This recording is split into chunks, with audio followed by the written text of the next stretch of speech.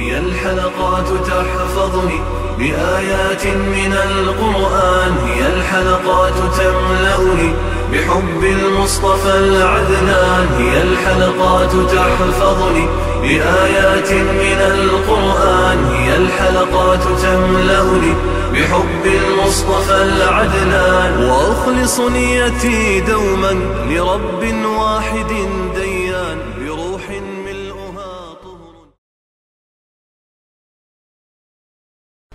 Sure Nisa tefsiri 5. ayetin başlayıp okuyumuz inşallah. Bismillah, elhamdülillah ve salatu ve selamu ala Resulillah ve ala alihi ve sahbihi ve sellem. Rabbi şirah li sadri ve yessir li emri ve ahlul uqdete min lisani yefkahu kavli. Amma ba'd, esselamu aleyküm ve rahmetullahi ve berekatuhu. Tüvende diktanlağa İbn Kesir rahimullah'ın Kur'an-ı Kerim tefsiri Uygur tercümesi Sure Nisa 5. ayetinden başlayıp okuyumuz inşallah. Ba'da euzu billahi mineşşeytanirracim. Allah terikçilikinlarning asas qilgan mallaringlarni ahmoqlarga tutqizib qo'ymanglar. Ularni yemek içmek, kiyim kecheklar bilan ta'minlanglar. Ularga chiroyli so'z qilinglar. Yetimlarni balog'atga yetganga qadar silab turinglar. Ularda mallarını boshqara oladigan holati bayqasanglar, ularga mal mulkini qaytarib beringlar, topshirib beringlar. Ularning cho'ng bo'lib qolishidan qo'rqib, mal mulkini buzib chechib yeb olmanglar. Yetimga vasi bo'lganlardan kimiki boy ekan, vasi bo'lganlik haqqi uchun yetimning mal mulkini yeyishdan o'zini saqlasin. Sizlardan kimiki yo'qsul ekan, u o'z emgikining haqqi uchun muvofiq ravishda yesin. Ular, ya'ni balog'atga yetgan yetimlarning mol mulkini topshirib beradigan chaqda boshqalarni guvoh qilib qo'yinglar. Alloh hisob ilishga yetarlikdir.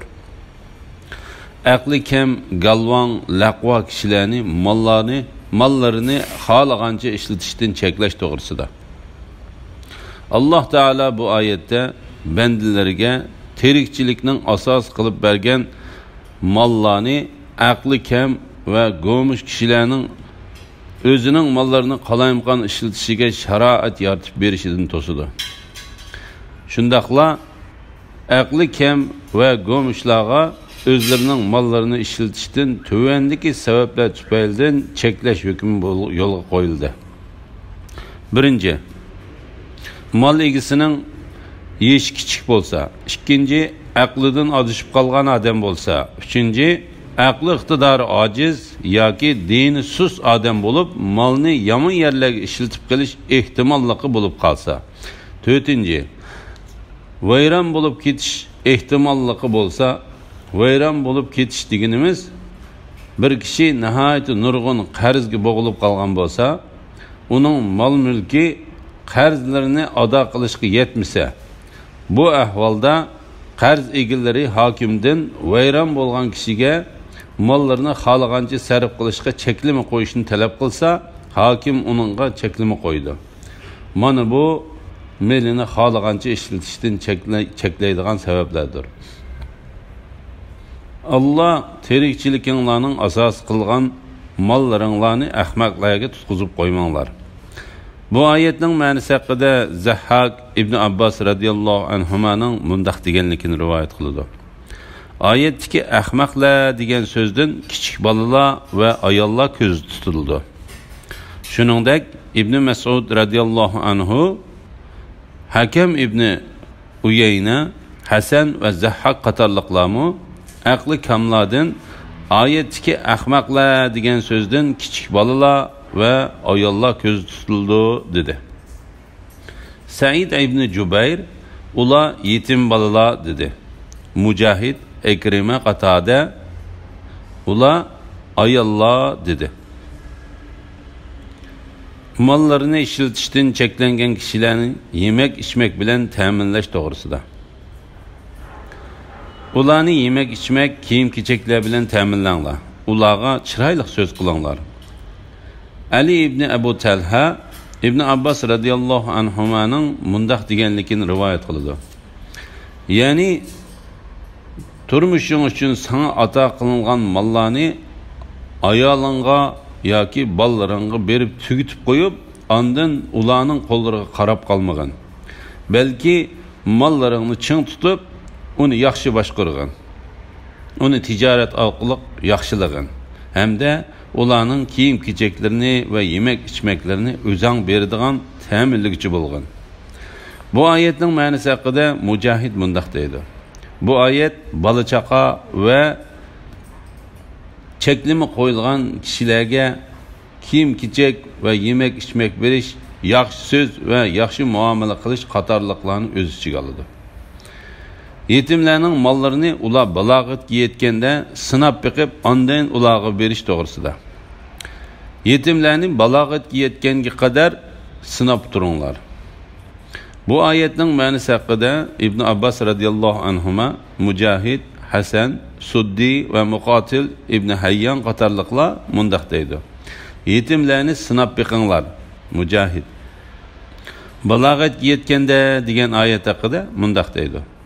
Ya'ni ihtilom yeshiga yetsa. Ko'p sondagi olimlar mundaq dedi. Bir balaning balog'atga yetishida mundaq ikki xil alomat bo'ladi. Birinchi alomat uning ihtilom bo'lishi bilan. U qachonki uxlaganda o'zidan spermining etilib chiqqanini ko'rsa, shu chaqda balog'atga yetgan hisoblandi. Bu vaqtda Abu Davud Ali radhiyallohu anhuning mundaq deganligini rivoyat qildi. Men payg'ambar alayhisalomning ihtilom bo'lgandan keyin yetim hisoblanmaydi. Bir kun kechgacha gap qilmay, shuk turib olish yaxshi bo'lmaydi deganligini angladim.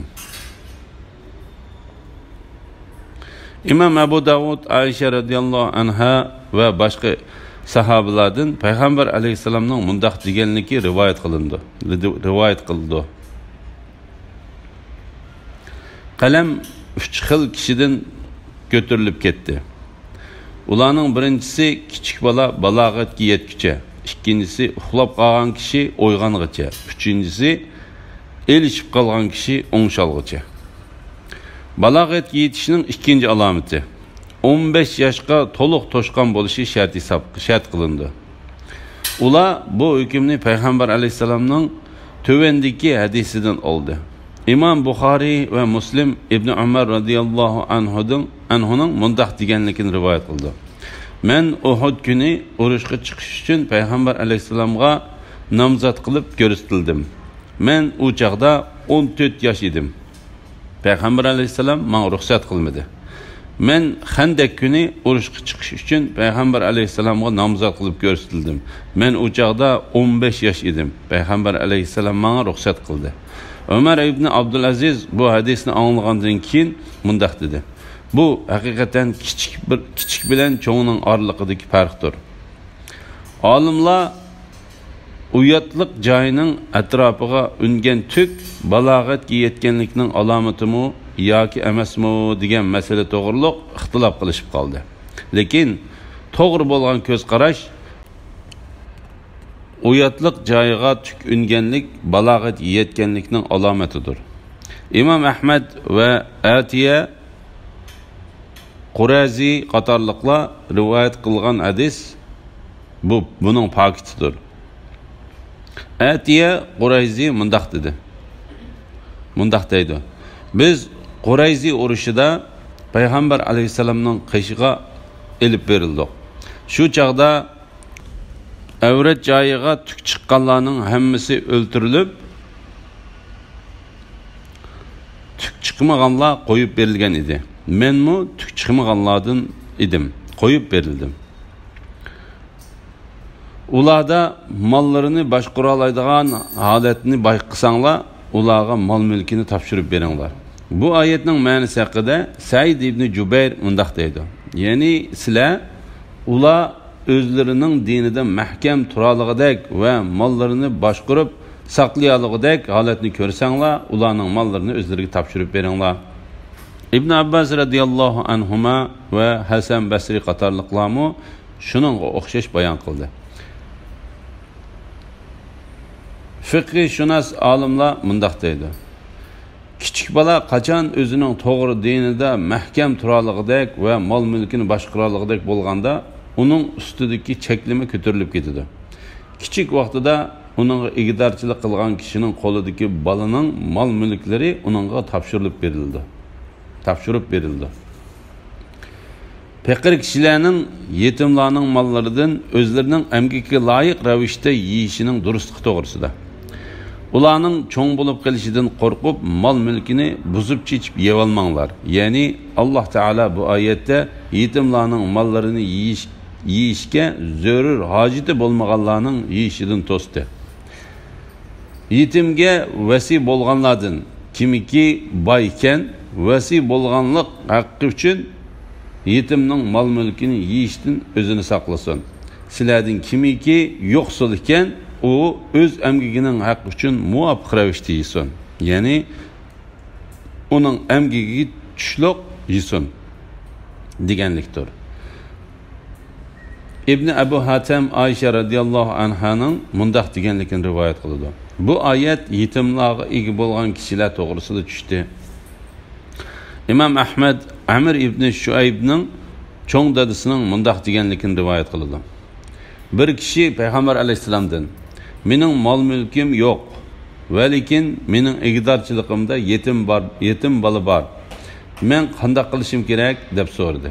Payg'ambar alayhisalom uningga sen qo'lingdagi yetimning mol mulkidan isrof qilmay, buzib chashmay, bir narsani tiqib olmay va o'zingning mol mulkini saqlamasdan, ya'ni sen uning mol mulkini yeb, o'zingninkini saqlab qo'ymasdan yegin dedi.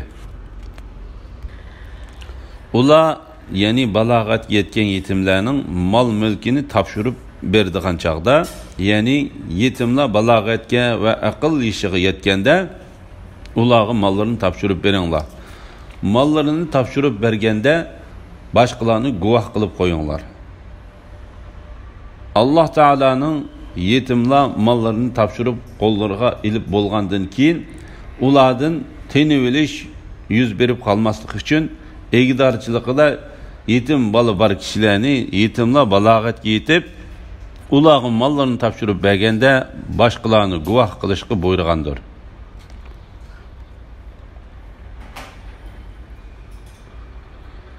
Allah hesap ilişki yeterliktir. Yani igdorchiligida yetimlar bor kishilar yetimlarga ega bo'lib turayotganda ularga qanday muomalada bo'ldi va yetimlarga mollarini topshirib berganda mol to'liq topshirib berildimi yoki hisoboti to'liq bo'lib amaliyotda kam berildimi? Alloh taolo ularni kuzatishga va hisob ilishga yetarlikdir. Shunga İmam Muslimning rivoyat qilgan hadisida payg'ambar alayhisalomning Abu Dar radhiyallohu anhuga mundaq deganligi rivoyat qilindi. Ey Abu Dar, men haqiqatan seni ojiz deb qarayman. O'zimga yaxshi ko'rgan narsani sanami yaxshi ko'raman. Sen ikki kishigami boshliq bo'lmagan va yetimning mol mulkiga ega bo'lmagan. Ata-onasi va tuqqanlari qoldirgan mirosga, ya'ni meyitning tarakisida erlarning hissasi bor. Ata-onasi va tuqqanlari qoldirgan mirosda ayollarning hissasi bor. Meyli u, ya'ni tarika az bo'lsin yoki ko'p bo'lsin, har odam Allohning adil shariatida belgilangan hissasini oladi.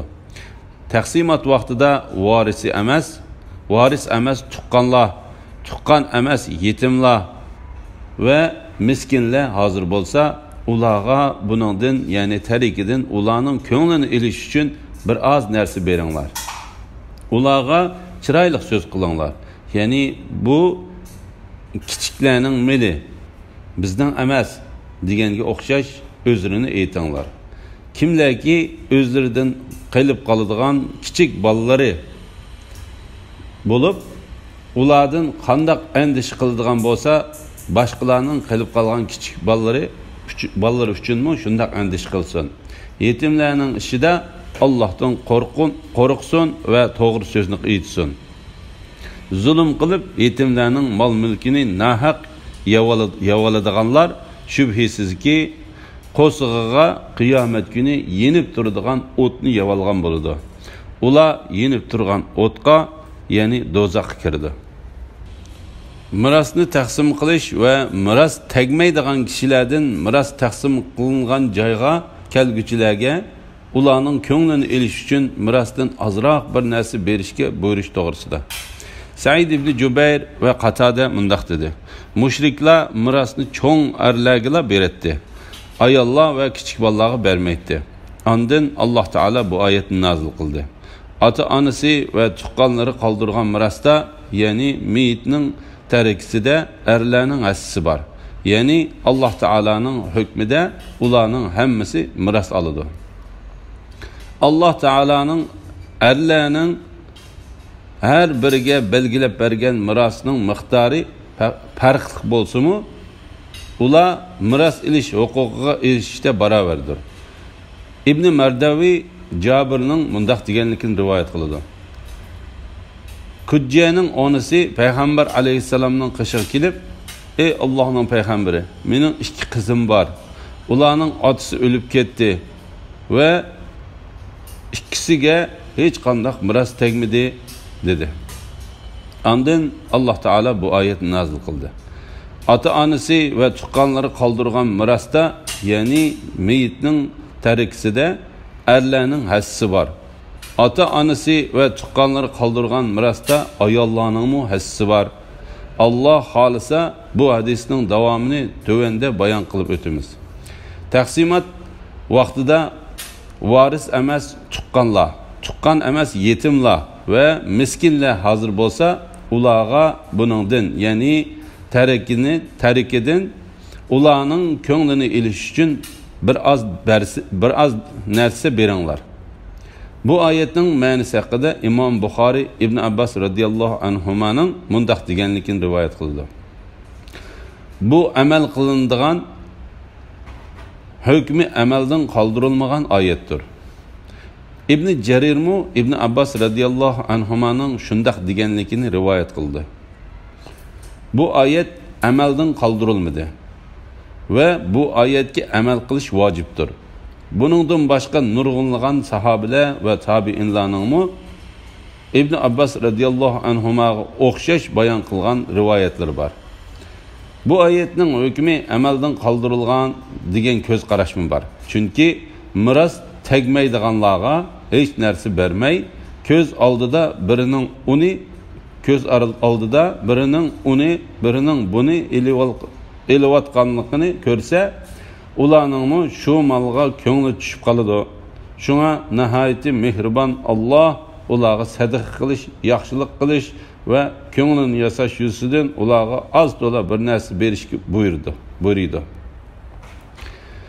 Vasiyatda odillik qilish to'g'risida. Kimlarki o'zlaridan qilib qoladigan kichik bolalar bo'lib, ulardan qandoq andish qildigan bo'lsa, boshqalarning qilib qolgan kichik bolalari uchunmi shundoq andish qilsin. Bu oyatning ma'nosi haqida Ali ibn Abu Talha ibn Abbas radıyallahu anhumanın mundaq deganligini rivoyat qiladi. Bu oyat sakratga tushib qolgan bir kishi to'g'risida tushgandir. Bir kishi sakratga tushib qolgan kishining mirosxo'rlariga ziyon yetkazadigan bir vasiya qilganligini anglaydi. Ondan Alloh taolo bu xabarni anglagan kishini taqvodorlik qilish yuzidan uni, ya'ni mol mulkini mirosxo'rlariga ziyon yetkazadigan vasiyatni qilgan kishini to'g'ri yo'lga boshlab qo'yishga buyurdi.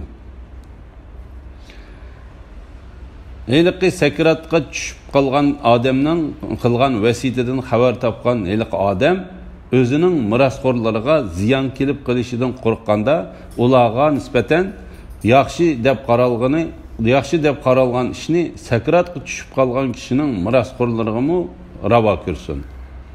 İmam Bukhari ve Müslim'nin hadisinde mundaq deb keldi.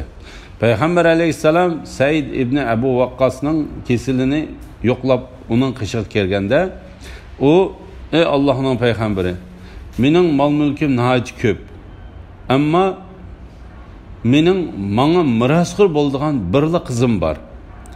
Men mol mulkimning 3dan 2 qismini sadaqa qilsam bo'lamdi dedi. Payg'ambar alayhisalom yo'q dedi.